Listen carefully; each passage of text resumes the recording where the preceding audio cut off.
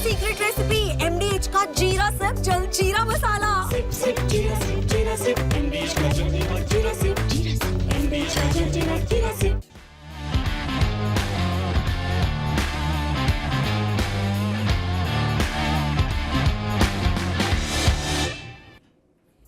नमस्कार, स्पोर्ट्स 9 में आप सभी का स्वागत है। मैं हूं शिवेंद्र, मेरे साथ हैं मेरे सहयोगी कुणाल। और आज से जो हम कह रहे हैं टेस्ट क्रिकेट में नए युग का आगाज हो रहा है। ऑफिशियल आगाज इसलिए हो रहा है क्योंकि आज से जो भारत का इंग्लैंड दौरा है उसका जो एक तरीके से औपचारिक शुरुआत हो जाएगी, क्योंकि पहला जो प्रैक्टिस मैच प्रॉपर इंडिया और इंडिया ए के बीच खेला जाना है वो आज से ही शुरू होगा। बेकनहम में ये मैच खेला जाएगा। कैसी है इस सीरीज की पूरी तैयारी, उस पर बातचीत करेंगे। इस मैच से पहले जो नेट सेशन था आखिरी, उसमें क्या कुछ हुआ उस पर भी बातचीत करेंगे। और साथ ही साथ आपको यही बताएंगे कि आखिर ऐसा क्यों कहा जा रहा है कि ये WTC फाइनल है या WTC फ्यूनरल है। बहुत कड़ी बात कही है लोगों ने, क्योंकि जिस तरह से वर्ल्ड टेस्ट चैंपियनशिप का हुआ था, जिस तरह से कहा जा रहा था कि दुनिया की दो बेस्ट टीमें लड़ रही हैं, क्या 2 दिन में 28 विकेट गिरने चाहिए, इस पर भी बातचीत करेंगे। लेकिन शुरुआत करते हैं सबसे पहले आज इस मैच के, इंडिया के मैच के अपडेट से। इंडिया और इंडिया ए के बीच आज ये मैच शुरू होगा, प्रैक्टिस मैच। बेकनहम में ये मैच खेला जाएगा जो इंट्रा स्क्वाड मैच है, यानी सारे ही खिलाड़ी इंडिया के हैं, उसमें से एक टीम इंडिया की होगी, एक टीम इंडिया ए की होगी। टेस्ट सीरीज से पहले आखिरी प्रैक्टिस मैच है ये। 2 मैचेस और खेले गए थे, लेकिन उसमें इंडिया ए की टीम खेली थी और वहां पर भी, हालांकि इंडिया ए की टीम में भी करीब आधा दर्जन खिलाड़ी ऐसे थे जो टेस्ट टीम का हिस्सा हैं। तो कुल मिलाजुला के कोशिश यही की गई थी, क्योंकि उस वक्त आपको याद होगा IPL चल रहा था, तो इस तरह का प्रयास था कि जो खिलाड़ी टेस्ट टीम का हिस्सा हैं और IPL से फ्री हो गए हैं उनको वहां भेज दिया जाए और वहां पर जाकर वो इंग्लैंड लायंस के खिलाफ जो साइड मैच था, टूर मैच था, वो खेले। और उसको खेलने के बाद वो दोनों मैच ड्रॉ रहे। वहां पर करुण नायर ने एक दोहरा शतक लगाया, KL राहुल ने भी वहां पे अच्छे रन्स किए। लेकिन अभी कुछ सवालों के जवाब बाकी हैं, मसलन यशस्वी जायसवाल नहीं चले, और भी कुछ चीजें हैं। ये मैच जो है इंट्रा स्क्वाड मैच भले ही है, लेकिन निगाहें गौतम गंभीर की, निगाहें शुभमन गिल की इसी बात पर होंगी कि वो जो प्लेइंग 11 के 1-2 सवाल बाकी हैं, 1-2 सवाल में जो किंतु परंतु है, उसके जवाब मिल जाएं इस मैच से। बिल्कुल जी, और कई सारे सवाल हैं, मतलब उन सवालों के जवाब जो है वो ढूंढने। और ये पहले ही हमने आपको बताया भी था कि जो गेंदबाजी कोच है मौनी मौकल, वो कह चुके थे कि भाई प्लेइंग 11 की तस्वीर जो है हम वो इंट्रा स्क्वाड मैच से जो है वो तय करेंगे कि वहाँ पर किस तरीके से जो है खिलाड़ी रिस्पॉन्ड करते हैं। एक प्रैक्टिस नेट सेशन में बात और होती है, मगर 4 दिन में 360 ओवर की गेंदबाजी आप चाहते हो कि गेंदबाज कर जाएं, बल्लेबाज आप चाहते हो कि भाई बल्लेबाजी करके दिखाएं उस तरीके से। किसी एक खास बल्लेबाज को जो है बुमराह के खिलाफ जो है वो बल्लेबाजी करवाई जाएगी।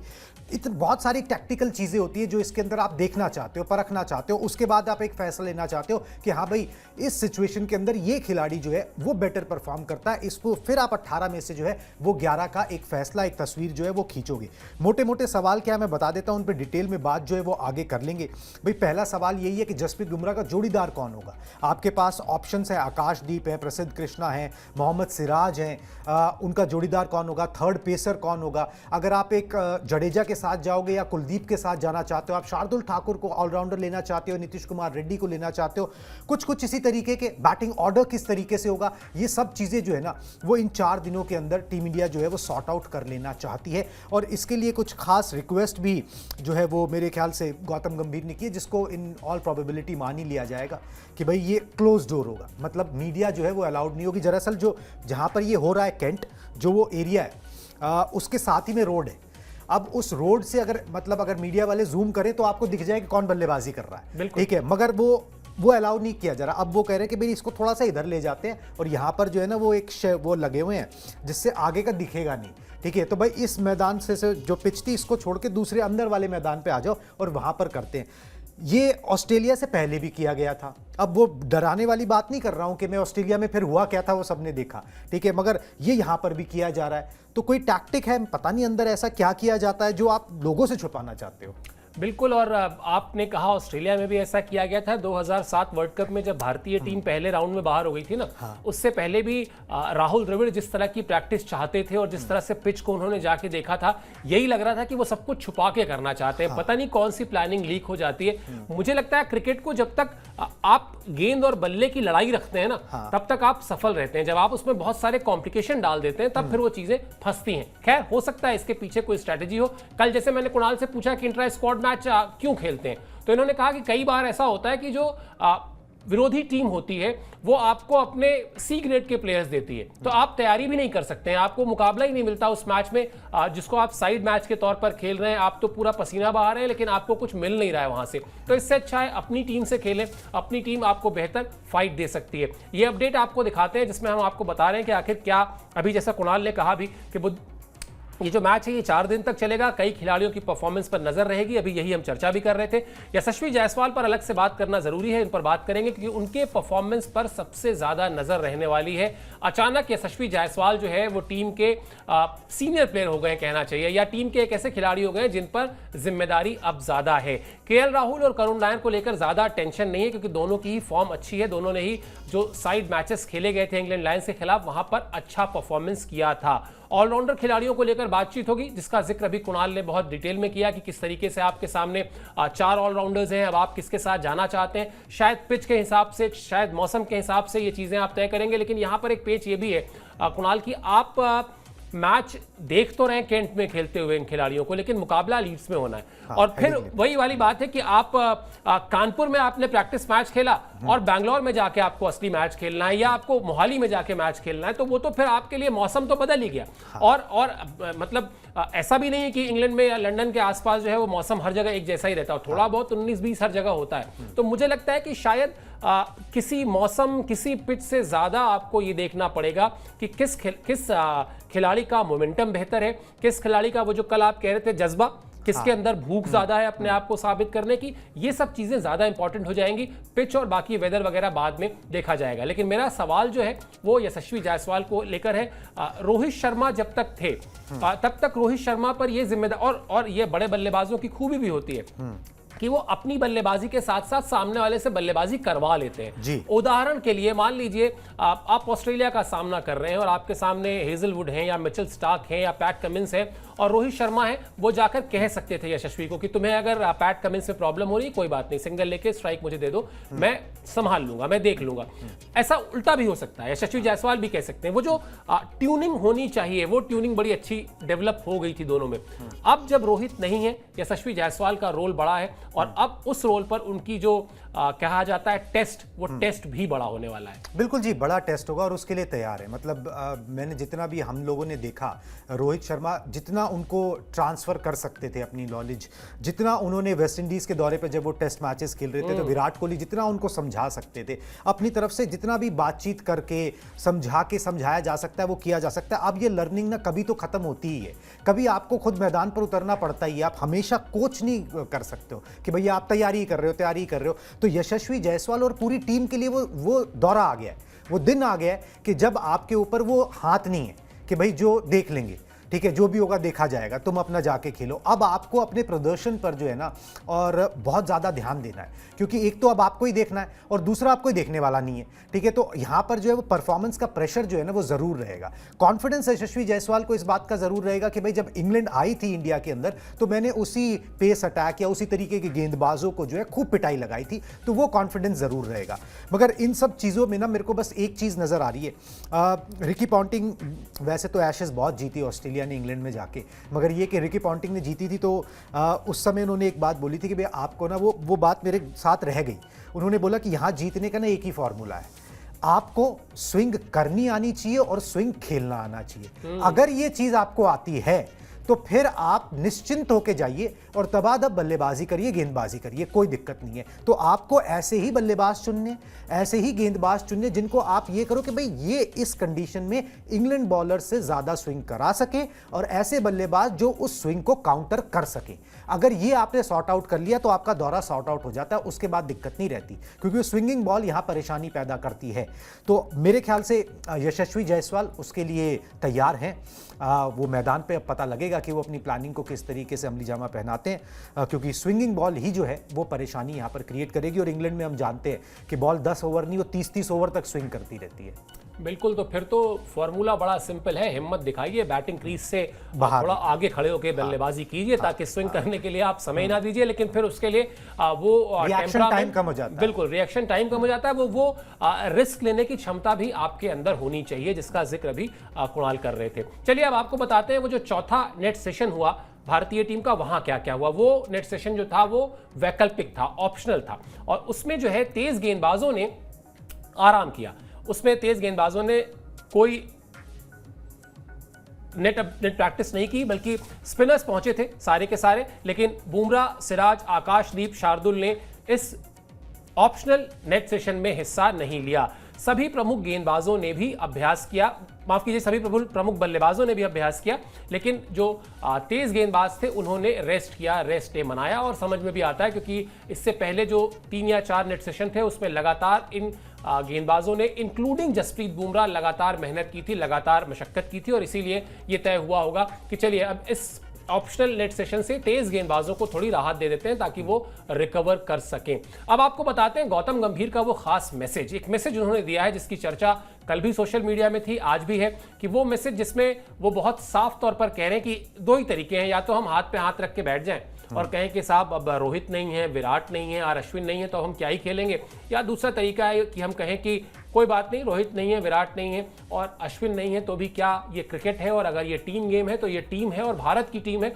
इसलिए हम तो यहाँ जीतने आए हैं। ये जो कमिटमेंट होता है, ये जो टेम्परामेंट होता है, वो उनके इस मैसेज से बहुत साफ तौर पर झलक रहा है। वो मैसेज आपको दिखाते हैं, फिर इस पर भी एक रिएक्शन लेंगे। गौतम गंभीर ने जो कहा वो मैसेज दिखा दीजिए उनका। इसे देखने के 2 तरीके हैं, एक तो ये, हम 3 सबसे अनुभवी खिलाड़ियों विराट कोहली, रोहित शर्मा और रविचंद्रन अश्विन के बिना है, या हमारे पास देश के लिए कुछ खास करने का एक शानदार अवसर है। जब मैं इस ग्रुप को देखता हूं तो मुझे लगता है कि इसमें कुछ खास करने की भूख और जुनून है। अगर हम त्याग करते हैं, अगर हम अपने कंफर्ट जोन से बाहर आते हैं, अगर हम लड़ना शुरू करते हैं, हर दिन नहीं बल्कि हर सत्र, हर घंटे, हर गेंद पर, मुझे लगता है कि एक यादगार दौरा कर सकते हैं। सुनिश्चित करें कि हम आज से ही इसकी शुरुआत करें। हम देश के लिए खेलना पसंद करें क्योंकि इससे बड़ा कोई सम्मान नहीं है। वो जिस तरह का उनका टेम्परामेंट है गौतम गंभीर का, जिस तरह से उन्होंने अपने करियर में क्रिकेट खेली है, जिस तरह से उन्होंने अपनी कोचिंग में अपनी टीम को खिलाया है, टीम कम्स फर्स्ट, ये उनका मोटो रहा है और यही हमने हमेशा देखा, चाहे वो आईपीएल में जब उनको कैप्टेंसी मिली थी तब की आप बात कर लें, चाहे आप उनको भारतीय क्रिकेटर के तौर पर जब वो टीम में रहे, जब उन्होंने 2007 का वो T20 वर्ल्ड कप याद कीजिए जहां पर फाइनल में उनके सबसे ज़्यादा रन थे, उसके बाद 2011 का वर्ल्ड कप याद कीजिए जहां फाइनल में उनके सबसे ज़्यादा रन थे, लेकिन बावजूद इसके उन्होंने कभी ये नहीं कहा कि ये मेरी वजह से जीत गए या मैंने जिता दिया, हमेशा उनके हिसाब से हमेशा टीम आई। यहां भी यही कहना चाहते हैं कि बड़े खिलाड़ी नहीं है, एक ना एक दिन, जैसे आपने शुरुआत में कहा ना कि आप हमेशा सिखा नहीं सकते हैं, एक दिन तो आता है ना जब आप कहते हैं भाई आपके घर में आपको किसी ने कार चलाना सिखाई, उसके बाद एक दिन चाबी दे दी और कहा आप जाओ तुमको चलानी है, अब ये जो ट्रैफिक है ना ये तुम्ही को देखना है, अब तुम हाईवे पे चलाओगे, पतली पतली गलियों में चलाओगे, मेन रोड पे चलाओगे, तय करो और जाओ चलाओ। तो वैसी ही चीज है, वही चीज गौतम गंभीर भी है। भाई कभी ना कभी तो ये खिलाड़ी जाते ही, तो अगर चले गए हैं तो उनके नाम पर बैठ के सोचते रहें, उससे अच्छा बेहतर करें, बेहतर सोचें और हर बॉल पर लड़ने का इंटेंट दिखाएं। बिल्कुल जी, एक कोशिश यही है, मोटिवेट करने का हर एक का अपना अपना तरीका होता है। गौतम गंभीर का तरीका है कि भाई वो बड़ा स्पष्ट जो है ना मैसेज देते हैं, बड़ा बहुत हार्ड भी नहीं होते, ज़रूरत पड़ने पे सॉफ्ट भी, मजाक मस्ती भी, मगर जब ज़रूरत पड़ती है तो वो बिल्कुल सीधा सीधा बात बोलते हैं जो है। सच्चाई यही है कि भाई अब जो चला गया है उसकी बात करनी, अगर आपको उसकी बात करनी है तो उस पर ध्यान केंद्रित करके कोई फ़ायदा नहीं है। आप यहाँ पर ये सोचिए कि आपको मौका मिला है, आपको अवसर मिला है अपने देश के लिए कुछ कर गुजरने का, ठीक है, इससे बड़ा सम्मान कोई और नहीं हो सकता। तो उस सम्मान को, उस ख्याति को अगर आप प्राप्त करना चाहते हैं तो ध्यान उस पर केंद्रित करिए। ये बात जो है गौतम गंभीर यहाँ पर इनकलकेट करना चाहते हैं, जैसे एक जवान में इनकलकेट किया जाता है कि भाई there is no other way, आपको जाके लड़ना है, आप जीत जाओगे, ठीक है। उसको मोटिवेट किया जाता है कि भाई वो जाके जो है वो अपना बेस्ट दे, बाकी देखी जाएगी। तो वही चीज़ जो है यहाँ पर गौतम गंभीर करते हुए नजर आ रहे हैं। यंग टीम है, आपको थोड़ा सा उनका कॉन्फिडेंस बढ़ाने की ज़रूरत है, थोड़ा उनको और बूस्टअप करने की ज़रूरत है, वही गौतम गंभीर यहाँ पर करते हुए नजर आ रहे हैं। और जैसे आपने भी बोला था भाई लॉजिकल भी है, अब आप इसका कर क्या लोगे, कर तो कुछ सकते नहीं हो, अब तो जिन्होंने जाना था वो चले गए हैं, किसी को स्टेप अप करके उन शूज़ को फिल करना पड़ेगा। जैसे कि पहले दिग्गज गए तो विराट और रोहित ने उन शूज़ को फिल किया, वैसे ही किसी को स्टेप अप करके उन शूज़ को फिल करना पड़ेगा, और इनफ टैलेंट है टीम के अंदर कि वो इन शूज़ को फिल कर सकते हैं। अब बस बात यही है कि भाई अब जो है वो टीम उसके लिए तैयार रहे, टीम जो है उस खिलाड़ी उसके लिए मौके को भुनाने के लिए तैयार रहे। और इसका सबसे बेस्ट तरीका यही है कि अगर आप में हंगर बहुत होगी, अगर आपका माइंडसेट उस तरीके का किया जाएगा, तो फिर कामयाबी मिलने के चांसेस जो हैं वो ज़्यादा हो जाएंगे, क्योंकि संघर्ष जो है आदमी फिर करेगा, और जो कोशिश करता रहता है उसकी कभी हार नहीं होती। इसी तरीके से जो है यहाँ पर गौतम गंभीर चाहते हैं कि भाई खिलाड़ी जो है अपना बेस्ट दें, और हर कोई जो है इसलिए मैदान पर उतरे कि भाई हर बॉल पे संघर्ष करना है, टीम को जिताना है। और जो जिस चीज़ का जला हुआ होता है ना, आखिरकार ना वो उसका ध्यान रखता है। गौतम गंभीर को अपने करियर में इसी चीज़ का तो बहुत ज़्यादा पेन सहना पड़ा कि जब उन्होंने फाइनल में जो आपने जिक्र किया जो 97 रन बनाए, क्रेडिट धोनी को गया, ठीक है। तो वो स्टार कल्चर के जो है ना वो कभी भी हक में नहीं रहे हैं, ना तो वो खुद अपने आप को स्टार मानते थे और ना वो स्टार कल्चर के हक में रहे हैं। वो टीम को मानते हैं कि भाई टीम जो है उस तरीके से चले। ठीक भी है, ऑस्ट्रेलिया भी इसी तरीके से चली और उन्होंने बहुत कामयाबी हासिल की। That is the first priority जो गंभीर चाहते हैं। बिल्कुल, और यही तरीका भी होता है जब आप टीम के कोच हो और आपको एक उदाहरण रखना हो अपनी पूरी टीम के सामने, तो आप हमेशा उसमें वो जज्बा डालना चाहते हैं जिस जज्बे में जीत की भूख हो, जीत के लिए जुनून हो। और ये सच है कि अगर इस दौरे पर भारतीय टीम को अच्छा करना है तो वो जुनून, वो लड़ने की क्षमता, वो हर एक गेंद पर बेहतर करने की भूख दिखानी पड़ेगी, वरना फिर मुश्किल तो है, चुनौतियां तो है, इसमें किसी को दो राय नहीं है, इसमें कोई भी सवाल नहीं करेगा। लेकिन उस चुनौतियों से निकलने का जो रास्ता है वो रास्ता यही है कि आप लड़ाई करें। अब बात करते हैं WTC फाइनल की, जहां मुकाबला तो दिलचस्प हो गया है, लेकिन वो दिलचस्प मुकाबला जो है उस पर उठ रहे हैं सवाल। अगर यही मैच भारत में हो रहा होता कुणाल अभी तक और 2 दिन में 28 विकेट गिरे हुए थे, तो शायद अभी तक वर्ल्ड क्रिकेट में ना सबसे बड़ा मुद्दा यही हो रहा होता कि खराब पिच थी और ऐसी पिच थी वैसी पिच थी। ये क्या बनाया है?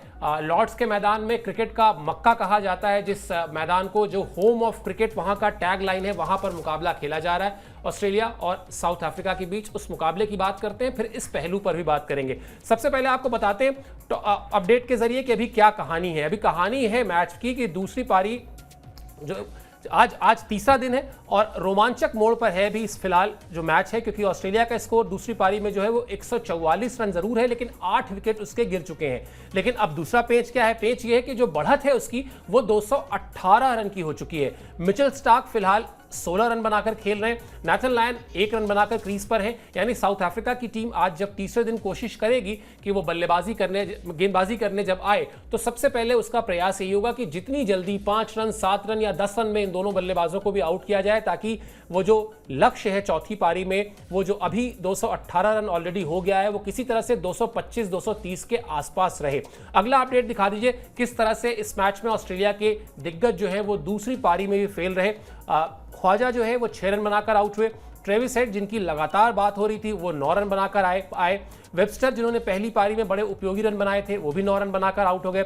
मार्नस लाबुशेन 22 रन पर आउट हुए। स्टीव स्मिथ 13 रन पर आउट हुए। सबसे ज्यादा 43 रन जो बनाए वो एलेक्स कैरी ने बनाए दूसरी पारी में। और दूसरी पारी में अभी तक साउथ अफ्रीका के लिए एनगिडी और कगिसो रबाडा, ये दोनों 3-3 विकेट ले चुके हैं। कगिसो रबाडा ने पहली पारी में 5 विकेट भी लिए थी। तो कुल मिलाजुलाकर मतलब बहुत कम ऐसा होता है क्रिकेट के खेल में कि बल्लेबाजों की आफत आई हो, लेकिन यहां तो बल्लेबाजों की आफत आई हुई है। कुणाल, बिल्कुल चाहिए, लॉटरी गेंदबाजों की लगी हुई है, एक प्रॉपर बैलेंस होना चाहिए, वो बैलेंस नहीं देखने को मिला। वही बात ठीक है कि अगर यहाँ पर ये मैचेस अगर कानपुर में हो रहा होता, लखनऊ में हो रहा होता, बैंगलोर में हो रहा होता, और अगर इस तरीके से 14-14 विकेट दिन में गिर रहे होते, तो उसके बाद सवाल उठ जाता कि भाई पिच क्या है, फिर उसको रेटिंग खराब दी जाती। चलिए वो एक दूसरा मैटर है। अब यहाँ पर क्या है, अभी कंडीशन जो आपने बताई 218 रन जो है वो ऑस्ट्रेलिया की बढ़त है। अब वो उसको जितना भी बढ़ा ले, अब 200, अब मैं वो स्कोर कार्ड देख रहा था, स्कोर कार्ड में आपने फर्स्ट इनिंग जो होती है, सेकंड इनिंग जो होती है, 4 इनिंग्स होती है, तो फर्स्ट या सेकंड इनिंग में जो स्कोर बनता है उससे लगभग आधा ही स्कोर जो है आखिरी में बनता है। तो जैसे जैसे इनिंग्स बढ़ती जाती हैं स्कोर कम होते चले जाते हैं, चौथी इनिंग तक स्कोर कम होता है। अभी तक जो है 218 रन किसी ने बनाए नहीं किसी भी इनिंग में। 212 रन पहली इनिंग में बने, उसके बाद 138 बना, और उसके बाद जो है अभी 144 है। और मैं स्टैट्स देख रहा था कि भाई इंग्लैंड में चेस करना, लॉर्ड्स में चेस करना कितना आसान और कितना मुश्किल होगा। पता लगता है जी कि सिर्फ 4 4 बार इतिहास में लॉर्ड्स में कब से मैचेस हो रहे हैं 200 प्लस का मैचेस हो चुके हैं लगभग। हाँ, और 200 प्लस का टारगेट सिर्फ 4 बार चेज हुआ और 2005 से सिर्फ 1 बार चेज हुआ, वो इंग्लैंड ने किया था, ठीक है, न्यूजीलैंड के खिलाफ। तो ये आसान टास्क नहीं रहने वाला साउथ अफ्रीका के लिए। साउथ अफ्रीका ने एक छोटे छोटे मोमेंट्स जो है ना वो गंवाए हैं, बहुत अच्छी गेंदबाजी की है मगर कई मोमेंट्स गंवाए हैं, बहुत सारे गिनाने से ज़्यादा मैं पीछे नहीं जाऊंगा। मतलब पिछले दिन में जब मैच खत्म हुआ तो आखिरी ओवर में स्टार्क का कैच उन्होंने ड्रॉप कर दिया, ठीक है, ये एक मोमेंट है। अब अगर वो बंदा खड़ा रह गया, 20 रन और जोड़ गया, वो हार जीत का फर्क नहीं, या 20, 25, 30 रन भी तय कर सकते हैं क्योंकि एक लो टोटल यहां पर है, अगर आपने संघर्ष दिखाया तो भी। बहुत सारे ऐसे मोमेंट्स है, नो बॉल्स बहुत डाली हैं साउथ अफ्रीका ने, यहां पर जो पूरे स्टैट्स जो आ रहे हैं, तो ये छोटी छोटी चीजें होती हैं जो आपको मैच कॉस्ट कर जाती हैं। मगर ये है कि भाई चलो दोनों तरफ के गेंदबाजों की अच्छी गेंदबाजी देखने को मिली, मगर एक प्रॉपर मैच नहीं देखने को मिल रहा। और आजकल ये चलन सा ही हो गया है, हम जब भी टेस्ट मैच कवर करने बैठते हैं ना तो 5वां दिन काउंट करना ना बंद ही कर दो। मतलब कहीं पर भी वो टेस्ट मैच हो रहा हो ना तो वो 3 दिन में, 4 दिन में, हद हो गई 4.5 दिन में, 5वें दिन के अंत तक कोई टेस्ट मैच जाते हुए मुझे नजर ही नहीं आता कि कोई टेस्ट मैच जो है वो जाए, क्योंकि उस तरीके की पिचेस जो है बनाए जाने लगी है। मेरे ख्याल से ये ना जब से WTC शुरू हुआ है ना तब से ये हो गया है, क्योंकि अब जो पिचेस इस तरीके की बनाई जाती है कि नतीजे निकले, रिजल्ट ओरिएंटेड। अब इस तरीके से नहीं बनाई जाती कि भाई उसके ऊपर जो है आप 5 दिन खेल जाओ या फिर वो ड्रॉ हो जाए, जैसे पाकिस्तान वाला होता है कि भाई ऐसी पिच बना दो जिसपे बल्लेबाजी होती रहे, ठीक है, अब उसका कोई फायदा नहीं है, फिर पाकिस्तान आखिरी में आता है। तो यहां पर क्या है कि ऐसी पिच बनाओ जिसपे नतीजा निकले, बॉलर 20 विकेट ले पाए, इसलिए ये चीज जो है ज्यादा देखने को मिलती है कि भाई बॉलर जो है वो हावी रहते हैं। अब इसका कुछ तो इलाज निकालना ही पड़ेगा, और दक्षिण अफ्रीका की जो कमजोरी है अब उससे ही उन्हें पार पाके ये मैच वो जीत सकते हैं, वो उनकी बैटिंग जो उन्हें बड़े मैचेस में धोखा देती है। जो फर्स्ट इनिंग में भी जो उन्होंने बल्लेबाजी की वो भी देखने को मिला। तो घुमा फिरा के बात वहीं आ जाती है जो हम कल एग्जाम्पल पेश कर रहे थे सर, कि प्रॉब्लम से निकलने का तरीका तो एक ही है, आपको उसी से निकलना पड़ेगा और कोई बाईपास है नहीं कि भाई आप हाँ उसको फेस करना पड़ेगा। तो साउथ अफ्रीका को अब वो रन बनाने पड़ेंगे जो इस मैच में अभी तक किसी इनिंग में नहीं बने। बिल्कुल, और मुझे याद है कुछ दिन पहले दिलीप वेंगसरकर ने कहा भी था कि ये जो टेस्ट मैचेस हैं उनको 4 दिन का कर देना चाहिए। हाँ। उन्होंने बकायदा इसके पीछे लॉजिक यही दिया था जो अभी आप बात कह रहे थे ना, कि जब 5वें दिन जा ही नहीं रहे हैं, 90% टेस्ट मैचेस चौथे दिन तक खत्म हो जा रहे हैं, तो 4 दिन का कर दीजिए।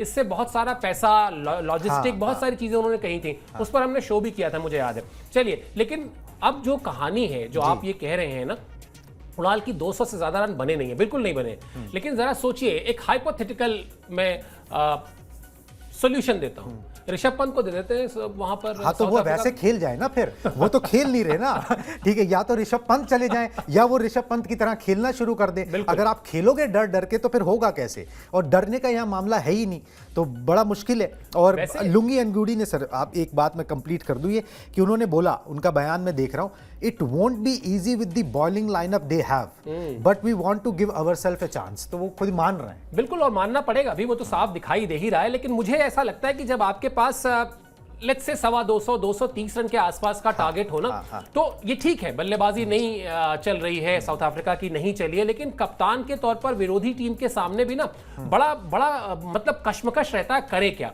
मान लीजिए, ये अगेन एक हाइपोथेटिकल सिचुएशन दे रहा हूं, अभी अगर मान लेते हैं 240 रन का टारगेट है और वहां पर पहले 50 रन बिना विकेट गिरे हो गए, फिर आप देखिए, फिर आप डिफेंसिव हो जाएंगे, फिर आप स्लिप की जगह फाइन लेग लगाएंगे और फिर उधर आप लॉन्ग ऑन लॉन्ग ऑफ पे चले जाएंगे, मिड विकेट को और पीछे कर देंगे।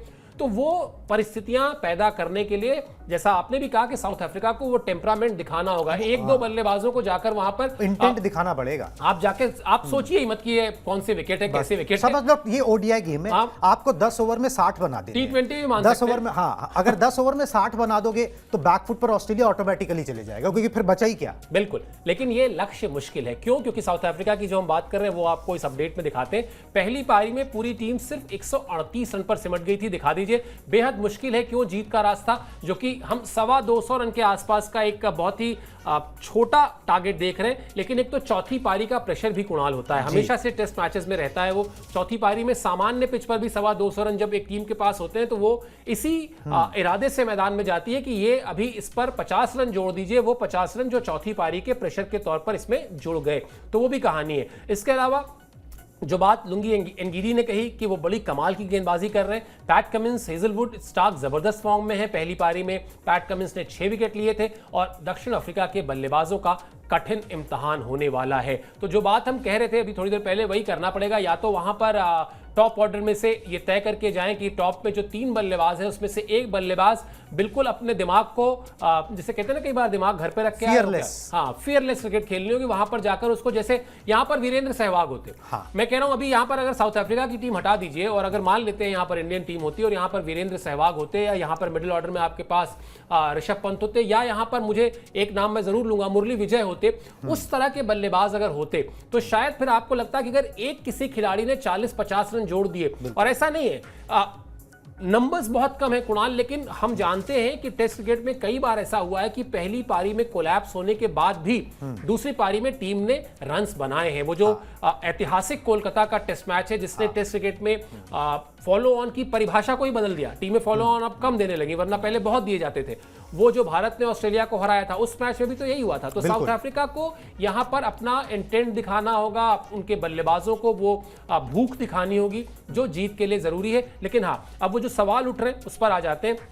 जो 28 विकेट का हम जिक्र कर रहे हैं, अगला अपडेट दिखा दीजिए। तीसरे दिन ही मैच के खत्म होने की संभावना है। क्रिकेट के जानकारों ने इस फाइनल मैच की आलोचना की है। टेस्ट क्रिकेट के दिग्गज बल्लेबाजों का फ्लॉप शो यहां देखने को मिला है, क्योंकि मार्नस लाबुशेन हो गए, स्टीव स्मिथ हो गए। अगर ये मैच अभी मान, इसमें एक चीज और है कुणाल, अगर पिच तो चलिए एक है ही है, इंडियन टीम होती ना तो अभी तुरंत ये हो जाता है कि ये सब आईपीएल की वजह से हो रहा है जी। आईपीएल खेल के गए हैं और देखिए कोई कुछ कर ही नहीं पा रहा है, फॉरवर्ड वही नहीं है, डिफेंस ही नहीं है किसी के पास। लेकिन यहाँ तो मार्नस लाबुशेन है, यहाँ तो स्टीव स्मिथ है, ये सारे तो उस्मान ख्वाजा हैं। ये तो आज की तारीख में अगर टेस्ट क्रिकेट में सबसे बेहतरीन डिफेंस प्लेयर्स माने जाएं तो इसमें 3-4 नाम तो आपको खेल ही रहे, लेकिन फिर भी नहीं अगर खेल पा रहे हैं तो कहीं ना कहीं उस पिच में प्रॉब्लम है। और पाकिस्तान के बहुत सीनियर जर्नलिस्ट हैं, उन्होंने, मैंने देखा अभी किसी सोशल मीडिया में कहीं पर लिखा है कि फाइनल है या फ्यूनरल है। बिल्कुल जी, और वो उसी तरीके से लग रहा है। अब देखिए, WTC का जो कॉन्सेप्ट पूरा बनाया गया उसको टेस्ट को प्रमोट करने के लिए बनाया गया। उस टेस्ट मैच को जो है वो छोटा करने के लिए नहीं बनाया गया, कंसाइज कर दो आप उसको, ठीक है, आप उसको जो है वो 3 दिन पे ले आओ, तो वो उसके लिए नहीं बनाया गया। तो ये भी ध्यान रखने की जरूरत है। चलिए जी, अब होता क्या है जब बायलैटरल सीरीज होती है, भाई इंडिया में ऑस्ट्रेलिया आती है, ऑस्ट्रेलिया इंडिया जाती है, जैसे भी 2 देश आपस में खेलते हैं तो वो दोनों चाहते हैं कि हम टेस्ट मैच जीतें। उसके लिए पिचेस ऐसे बनाते हैं जिसपे नतीजा निकले, समझ आ गई ये बात। मगर वर्ल्ड टेस्ट चैंपियनशिप का फाइनल एक न्यूट्रल वेन्यू पे रखने का कॉन्सेप्ट ही ये था कि भाई वो पिच जो है ना, फिर वो ऐसा ना हो कि भाई इस टीम के हिसाब से या उस टीम के हिसाब से या नतीजे के हिसाब से। वो पिच आईसीसी अपने एसओपीज जो स्टैंडर्ड ऑपरेटिंग प्रोसेस है उसके हिसाब से बनाएगी। ये कौन सा एसओपी लगाया गया है? मतलब जब आप एसओपी लगाते हो, जब आईसीसी का टूर्नामेंट्स होते हैं, चाहे ओडीआई हो, T20 हो, रनों की बौछार होती है। जब आपने टेस्ट क्रिकेट में पिच बनवाई है तो उसमें रन बनने को नहीं दे रहे, ये कौन सा आपने जो है पिच बनवाई है? तो ये सवाल जरूर है, सवाल बहुत बड़ा है, क्योंकि ये पिच ना तो ऑस्ट्रेलिया ने बनवाई है ना साउथ अफ्रीका ने बनवाई है, ये तो आईसीसी की देखरेख में उनके क्यूरेटर्स होते हैं, उन्होंने बनवाई है। If it is not lasting for 5 days तो ये एक सीरियस सवाल है कि उस पर बल्लेबाज खड़ा नहीं हो पा रहा, जो कि अच्छे बल्लेबाज हैं, और जो गेंदबाज हैं उनकी कोई डाउट नहीं कर रहा है।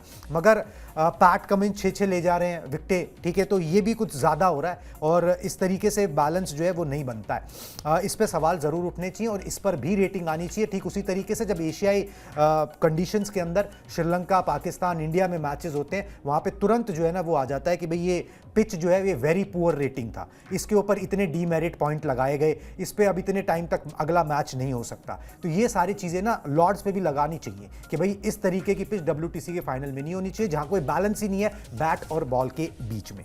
बिल्कुल। और कुणाल, अभी बात करते करते ना मैंने आईसीसी, आप बार बार कहते तो मैंने आईसीसी की टेस्ट बैट्समैन की जो रैंकिंग है ना वो निकाल ली है। अब इस रैंकिंग में देखिए टॉप 10 की बात कर लेते हैं। स्टीव स्मिथ है, टेम्बा बावूमा है, मतलब अभी मैं सिर्फ ऑस्ट्रेलिया की बात कर रहा हूँ, और साउथ अफ्रीका की ट्रेविस हेड भी हैं, उस्मान ख्वाजा भी हैं। तो अगर आपके टॉप 10 बल्लेबाजों में से 4 बल्लेबाज यहां खेल रहे हैं, इसमें मार्नस लाबुशेन नहीं है जो खुद एक बड़े स्थायी अच्छा टेस्ट क्रिकेट खेलने वाले खिलाड़ी, वो 4 खिलाड़ी खेल रहे हैं, लेकिन रन जो है वो किसी से बन नहीं रहे। तो सवाल तो उठेंगे, इसमें कोई दो राय नहीं है। अब यही बात है कि अगर जैसा कुणाल कह रहे थे कि कानपुर में हो रहा होता या कहीं अहमदाबाद में हो रहा होता, चेन्नई में हो रहा होता, तो अभी तक चीख पुकार मच गई होती। लेकिन अभी कोई कुछ बोलेगा नहीं, क्योंकि अब मामला जो है वो जानते ही हैं आप, फंस जाती हैं चीजें बहुत सारी। चलिए खैर, मैच पर नजर रहेगी और क्या होता है, क्या तीसरे दिन ही वर्ल्ड टेस्ट चैंपियनशिप का फाइनल, जिसके बारे में ये कहा जा रहा है कि वो 2 साल तक लगातार सबसे अच्छा टेस्ट क्रिकेट खेलने वाली 2 टीमों के बीच फाइनल हो रहा है, वो मैच क्या 3 दिन में खत्म हो जाएगा, इस पर हमारी नजर रहेगी। इस मैच के अपडेट देंगे, साथ ही साथ भारत का वो जो इंट्रा स्क्वाड मैच है उस पर भी नजर रहेगी, वहां से जो अपडेट्स निकल कर आएंगे वो भी हम आप तक पहुंचाएंगे। आपको कुछ नहीं करना है, स्पोर्ट्स टाइम को सब्सक्राइब कर लीजिए, बाकी जिम्मेदारी हमारी है। अभी आप इस शो पर हमारे साथ जुड़े, इसके लिए बहुत बहुत शुक्रिया और आभार।